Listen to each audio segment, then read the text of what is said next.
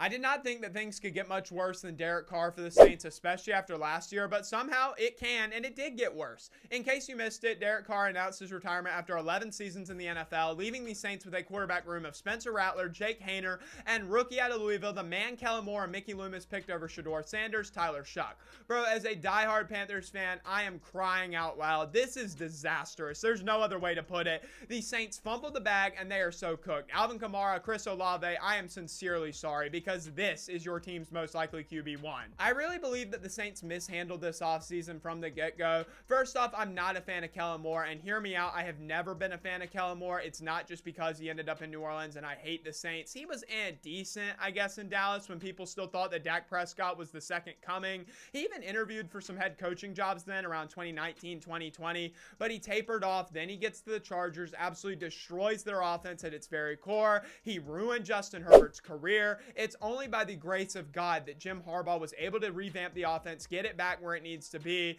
And then he gets to Philly and his offense does well, but how the freak does it not do well? I mean, you have one of the best offensive lines in the league to protect Jalen Hurts so he can throw to A.J. Brown and Devonta Smith. Not to mention that the Eagles literally stole Saquon Barkley from the Giants because owner John Mara is an idiot that never needs to be handed the keys to a free agency again. It was kind of hard to screw that up. Now Moore is considered a young offensive guru like my guy Dave Canales and Bears head coach Ben Johnson. Let me let you in on a little secret. The Saints aren't going to give Kellen Moore anything longer than 2.5 years before he's told to pack it up if things don't get better. The Saints are so bad. They're at this point where they're still trying to hold on to many pieces of the Drew Brees, Sean Payton era with Alvin Kamara, Cameron Jordan, Demario Davis, and all those pieces are aging. Now look, all three of those guys are also in my nightmares from childhood PTSD, but they're not going to play forever. The Saints need to have a backup plan. They need to have a full rebuild, and it's going to suck for a while. 2 to 3 seasons at the minimum, the Saints are going to be at the bottom half of the league.